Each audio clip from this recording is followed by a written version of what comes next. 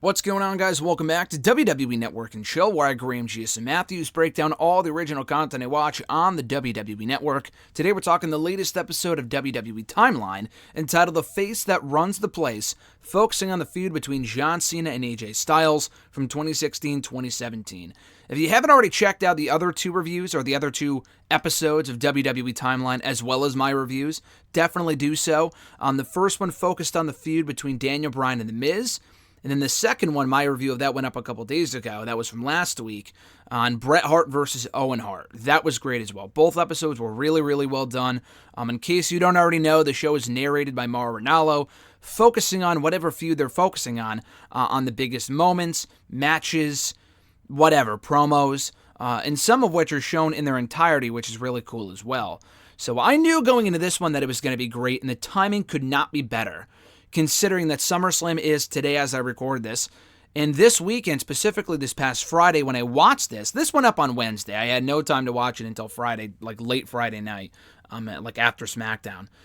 But Friday actually marked the 4-year anniversary of the SummerSlam match that these two had. And in my opinion, was the best match that these two had from Money in the Bank 2016, SummerSlam 2016, and Royal Rumble 2017. You really can't go wrong with any of them. If I had to rank them, I would put it SummerSlam, Rumble, then Money in the Bank. I think Money in the Bank is unquestionably number 3.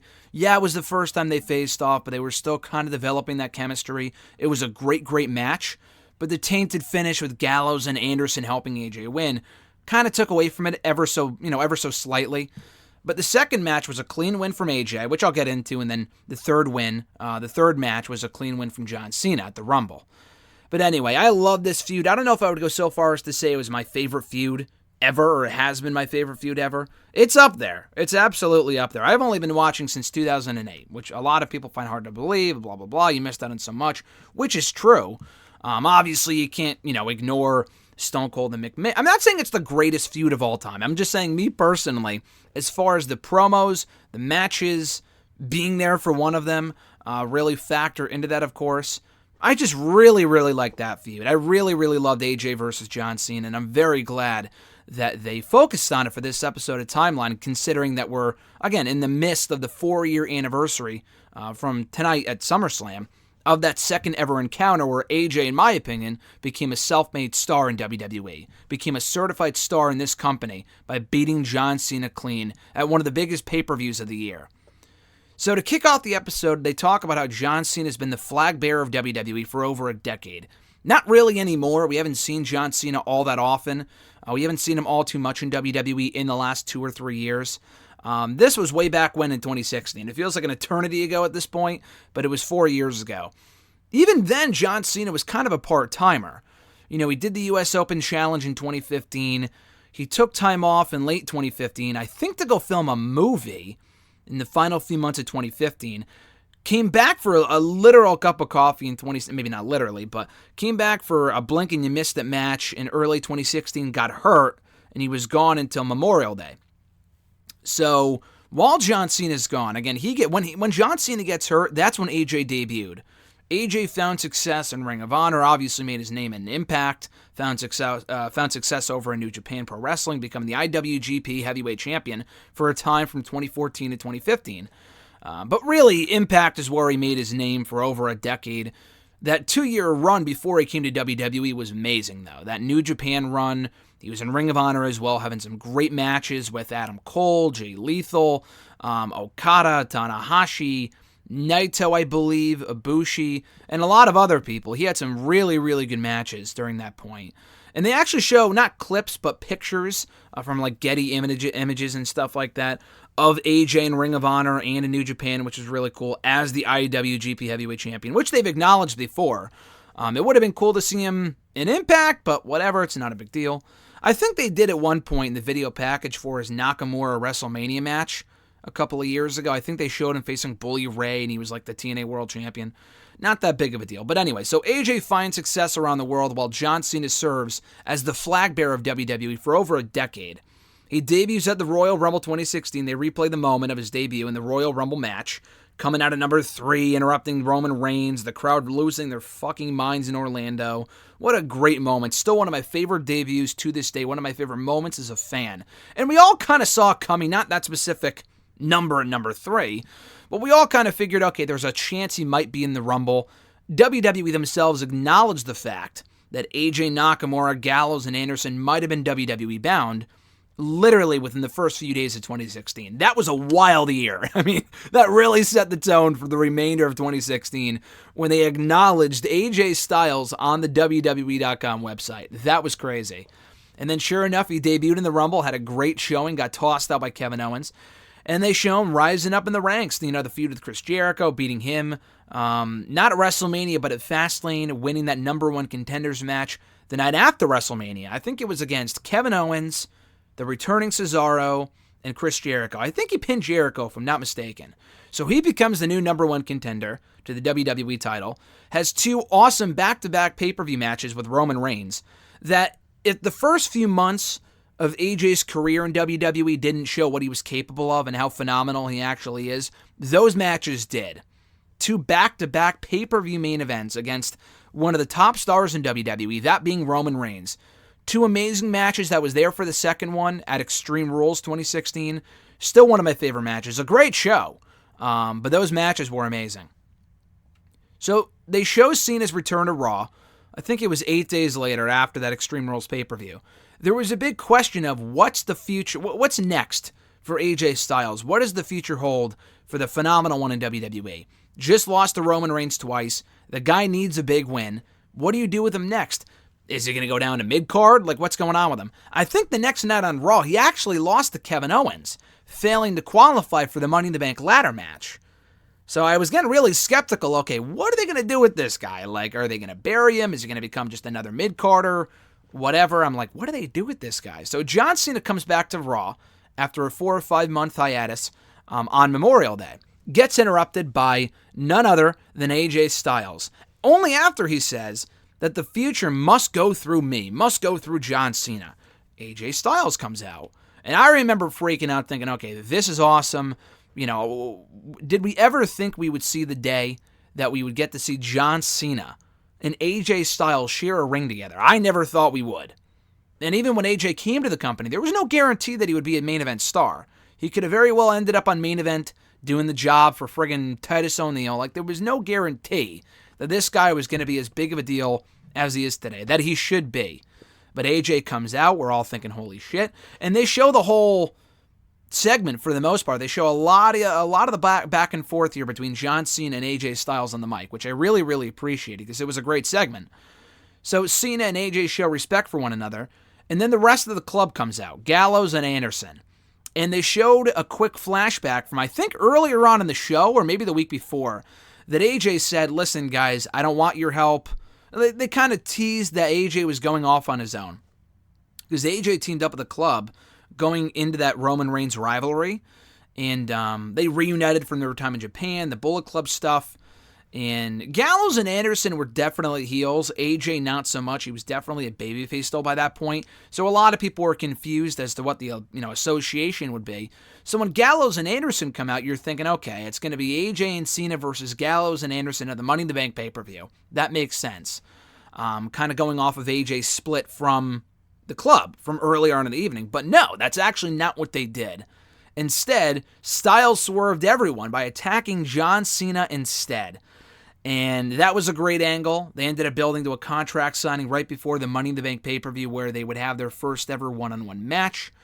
And Cena gave Styles one last shot to man up during that contract signing. He presented 2 contracts. I remember this very specifically when they had 2 contracts on the table for AJ and Cena at the pay-per-view. One said, John Cena versus AJ Styles, you man up, you grow a pair, and you face me one-on-one. The other contract said John Cena versus AJ Styles with the club with, Gallows and Anderson, which basically sent the message, as Cena said, that if AJ was to win that match, it would be with the asterisk that he won with the help of Gallows and Anderson. He was a bitch. He was a baby. He couldn't do it on his own. He is still inferior to John Cena. Now, the part that didn't make any sense to me was that AJ signed the contract, if I remember correctly. I mean, why would he sign the one with the club? I mean, whatever. I mean, it would make him look like a wuss, whatever. So he signs the contract that says Cena versus AJ straight up, no involvement from the club, they won't be at ringside, blah, blah, blah. They interfered anyway. So I'm like, what was the point of that? You know what I mean? Like, they kind of made it look like the club was doing it on their own merit without AJ knowing. But AJ admitted the next night, like, I still beat you, John Cena, with the help of the club, blah, blah, blah. So I'm not really sure why they would run that angle where they were like, oh, AJ can't win on his own, and then he couldn't win on his own. Granted, he did at SummerSlam, which I'll get to in a moment, but I thought that was just weird. I was really surprised that they did that. I was like, why would you have them interfere? Like, maybe AJ should have won their first match clean, a lot like Kevin Owens did when they faced off at the friggin' Elimination Chamber pay-per-view the year before when Owens beat Cena clean. The issue with that feud, as great as that was, and all their matches were great, Owens went on to lose the next two pay-per-view matches they had clean. And Owens was never again looked at as being on John Cena's level. That was the issue with that. And AJ, that didn't happen to. AJ won this match, and he won the rematch. That had never been done before. I can't remember another time where John Cena has ever had two high-profile pay-per-view matches with someone and lost both times to the same person.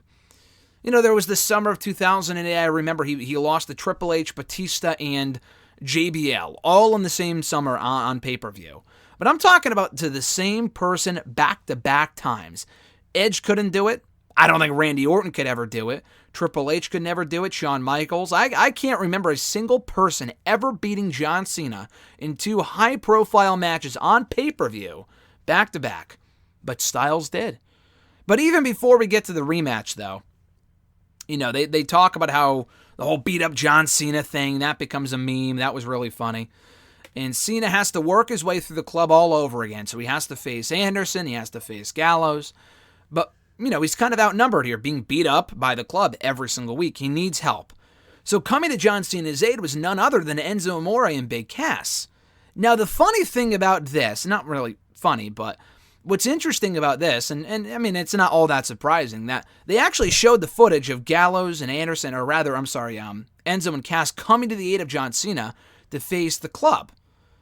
No, they could have, I honestly expected them to skip right over that chapter in the feud. A lot of people don't remember that. Before we get Styles and Cena 2, they had kind of a pit stop in that road to the rematch at SummerSlam. At Battleground, it was Cena, Enzo, and Cass versus the entire club. Now, again, I expected them to gloss over that just because, you know, Cena won that one. I think he pinned AJ, if I'm not mistaken, which was weird. You would think he would pin, like, Gallows or Anderson, because that wasn't the end of the feud, of course. When they show Enzo, and they show them in the episode, but when they show them coming to the aid of John Cena, they don't name them, which was really weird. It felt like Morrow went out of his way, and it's not Morrow's fault, but it felt like Morrow, as the narrator, went out of his way to not name them. He said, like, oh, the superstars came to help John Cena. Like, what fucking superstars? Like, who are these guys? You know what I mean? Like, if I'm watching as a viewer today who wasn't watching 4 years ago and I only started watching in the last year or two, I'm thinking, who the hell are these guys? They never even said their names. I loved it at the time because Enzo and Cass were so over. They were so popular. SummerSlam is really when their popularity took a turn for the worse. Just because they lost to Jericho and Kevin Owens that night. They had a very, you know, forgettable feud with the club. I think they lost that too, if I'm not mistaken. They had a very, like, they were never the same after that SummerSlam pay-per-view, but they were still white hot at this point. And being involved in a top-tier program with John Cena and AJ Styles was a very big spot for them to be in. And not only that, they won. I mean, they didn't pick up the win. I think Cena pinned AJ, like I mentioned. But they won that match, and Cena, from what I can recall, was always very high on Enzo and Cass. Dating back to when he first saw them in NXT, like literally upon their debut as a tag team, he was always very high on them. And I thought they gelled very well. It was a fun match, and that was it. That was the peak of their popularity in WWE, because right after that, they went on to lose, and lose, and lose. They never won the tag titles, did nothing, broke up, and now both guys are gone. Enzo was released in early 2018, and Cass was literally released maybe, I don't know, 6 months later, 7 months later. They were gone within like 6 months of each other. That's kind of crazy when you think about it, if my timeline matches up correctly. But either way, they had the 6-man tag team match at Battleground. Cena, Enzo, and Cass win. The brand split goes into effect. AJ goes to SmackDown. Cena goes to SmackDown. They show this great promo exchange they had on the SmackDown. I don't know if it was the first SmackDown after the draft, maybe like the second one. But they had this great promo exchange talking about how, AJ, you beat me at Money in the Bank. I want my win back. That's what Cena's saying. And it's just like this whole thing about how Cena's like, again, they show it in the video package for the match, and it's just so good. And Cena's like, listen, I've faced so many people like you before, saying that I'm going to leave and go to Hollywood. I don't care about WWE. I'm here because I love it. And granted, he's not here now, but back then he was more of a regular on the show than he is today. He was like, people always ask me when I'm leaving WWE, and I never will because I love it. And no matter what you say about me, I'm here every single day. And he's not now again, but he was at that point. I'm here every single day to prove why I'm the best. I'm the measuring stick for success in this company. And AJ was like, listen, John, I'm the better wrestler than you. It sickens me that you get all these opportunities. And it sounded a lot like the Kevin Owens feud, the CM Punk feud, the Daniel Bryan feud, the Seth Rollins feud. It was kind of a rehash. But AJ had this great line. He goes, listen, John, after I beat you again at SummerSlam, you're going to come out here on SmackDown Live. And if you say that AJ Styles is better than I am, then you're a loser. If you don't, you're a liar. And I thought that was such a great line. And sure enough, he did win. So they show a lot of the highlights from the Money in the Bank match, from the SummerSlam match. Both were awesome. Styles was actually the one who challenged John Cena at SummerSlam. Not the other way around. Cena, again, wanted that win back. He thought the win was tainted that AJ had. He kind of was criticizing it. AJ's like, listen, I can beat you without the club. I can beat you all on my own. So they show Cena attacking Styles before the pay-per-view on SmackDown. They showed Cena in a match with Alberto Del Rio. Yeah, they showed Del Rio very briefly here. I think Cena beat him, and then he puts AJ through a table with an AA at ringside, a commentary table at ringside with the Attitude Adjustment to build momentum before the pay-per-view. Despite that angle, I honestly thought Cena was winning. I can't say a lot of people thought that AJ was winning that match. Because again, Cena never loses back-to-back matches. It's always one win apiece, and maybe they win like... You know what? I will say this. Punk did beat Cena on back-to-back pay-per-views. I did forget about that. The issue with that, though, was that Punk never beat Cena clean. He beat him at Money in the Bank. He beat him at SummerSlam. And, yeah, they both were, Punk won both matches. The first one, McMahon and John Laurinaitis were a distraction at ringside. The second time, Cena's foot was on the rope. Punk never beat Cena clean, not even once. Styles did. That was the big difference, in my opinion, between the two feuds. But anyway, so they show the match, and they just had this amazing, amazing match. Again, I was there for it at the Barclays Center. I enjoyed the show, but that was obviously the show stealer. Still one of the greatest matches I have ever seen to date in person. That's how great that match was. So Styles wins. Styles, after already hitting I watched the whole match in its entirety on Friday as well with Alexis because she had never seen it before. Styles hit the Styles Clash. He hit the Phenomenal Forearm. And Cena kicked out both times. And I'm thinking, okay, he's obviously going to lose. He's going to look good in defeat. Hopefully he can rebound from here. But we didn't have to worry about that because Styles kicks out of like a top rope attitude adjustment. And not many people can say they've done that. Maybe Kevin Owens. I think Kevin Owens kicked out of that in their Battleground match. People don't remember that because Kevin Owens didn't win the match. But I think he kicked out of it. So then Styles kicks out of that. He rebounds, and Cena has this look on his face like, what do I have to do to put this guy away? And then after that, Styles rebounds. He retaliates, hits Cena with the Styles Clash, and we're all thinking, why doesn't he go for the 1-2-3?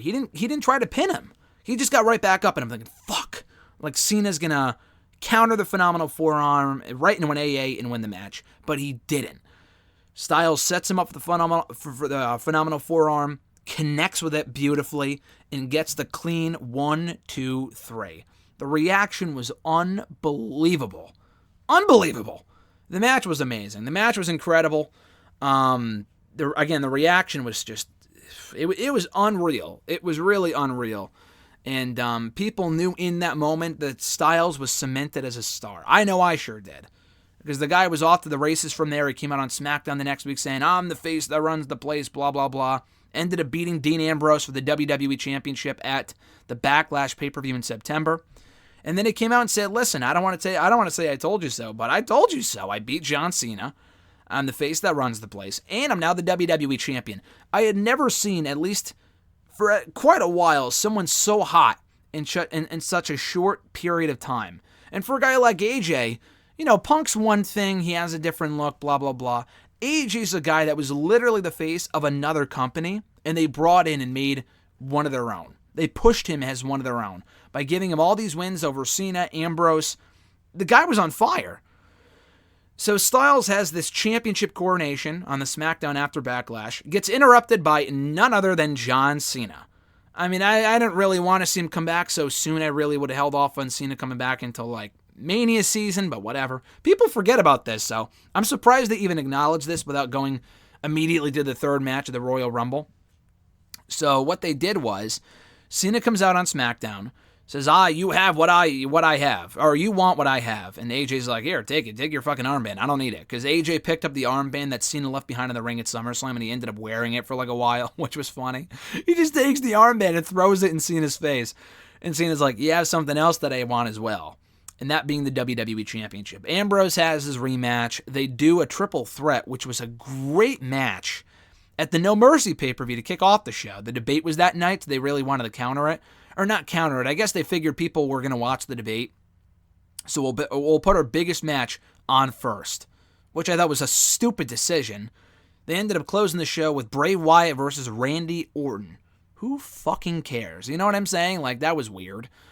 So anyway, it was a great match, though. It was a really, really good match, and Styles wins again by pinning John Cena. He pinned him again! Pinned him for the third time. So then AJ goes on to have this great run. The James Ellsworth shit was terrible. Thankfully, they didn't really show that. He ended up beating Dean Ambrose again at TLC 2016 in a great TLC match main event. Ended up beating Dolph and Baron Corbin in the main event of the final SmackDown of 2016. And Cena returned that same show. He goes, I'm challenging the winner of that match to a WWE title match at the Royal Rumble. Why? I have no idea. Cena at this point has not picked up an important win in ages. Why is he getting a title match opportunity on fucking pay-per-view for literally no reason? The answer is because his name is John Cena, insert meme here. That's it. That's the only reason why he got that opportunity. That pissed me off at the time. That made no sense. So Cena challenged AJ for the Royal Rumble after he retained the title that night against Dolph and Baron. They had this great final verbal exchange on the final SmackDown before the pay-per-view where Cena was like, oh, you're not just another guy. I think he did call him another guy, oh, you're just that guy from Georgia. You're the WWE champion from Georgia. That was stupid, but overall, the entire exchange was really, really well done on the whole. So they had this, again, great match in one of the best trilogies I've ever seen, because the third match was, some people will say it's the best, and I won't disagree with that. I just say the SummerSlam match is the best, and of course I'm biased because I was there. But the third match was a great match too, in the Alamo Dome for the Royal Rumble 2017. Cena wins with 3 or 4 AAs, and again, it was crazy. It was a really, really fun match. Cena ends up winning his 16th World Championship that night. And they end this episode with Cena coming out on SmackDown, I think 2 days later, apologizing to AJ for calling him just another guy from Georgia. And he ended up respecting him and called him an elite-level superstar. And that was it. I thought that was a cool note to end on. I completely forgot about that endorsement from Cena to AJ. And I'm sure he actually feels that way as well. And I'm glad their matches were as epic as they were, because I always envisioned them having these great series of matches. And they were every bit as good, if not better, than I ever imagined them being, which was cool. And AJ, again, came away from that feud looking like an absolute star. That's really my big takeaway from that feud. AJ emerged from that feud the guy. He didn't just have this throwaway WWE title reign. He not only ended up winning it back later that year, he held the fucking thing for over a year. From late 2017 to late 2018. Again, if this guy was just a fluke, even Kevin Owens is not on AJ's level. Talent-wise, maybe. But in terms of, how they've booked him, Kevin Owens won the Universal Championship for a while. He was champion for quite a bit. But it's like Kofi. It was one world title reign and that was it. Never ended up getting it back, and it's been over 3 years. AJ's been a 2-time WWE champion. One of the longest reigns of all time. Was booked very well. Has had a lot of great matches. A lot of success. Former multi-time United States champion. Intercontinental champion. The guy's done quite a bit. He's done a lot. Main evented WrestleMania technically this year with The Undertaker. He's had a lot of success in WWE. And And rightfully so, because he's amazing. So I really enjoyed this episode. I really enjoyed this feud. AJ's success is what I'm trying to say here, can be traced back to this feud, and specifically that win over Cena at SummerSlam 4 years ago. Check out that match before the pay-per-view tonight. You won't regret it. And check out this episode of Timeline right now on the WWE Network. The face that runs the place, focusing on the feud between John Cena and AJ Styles. I'm looking forward to the next one. I really enjoy this show. The first 2 episodes on Bryan and Miz and Owen and Brett were also very, very good. Check out those on the network, my reviews of those as well here on the channel. In the description box down below, the WWE Timeline Reviews playlist. And ton of content going up right now on the WWE Network. So I broke down the R-Truth game show in the last couple days. The other episode of Timeline with Brett and Owen. I broke down Talking Smack, which came back yesterday. That's back now. I should be breaking that down every Saturday here on the channel, or Sunday, I'm not sure yet.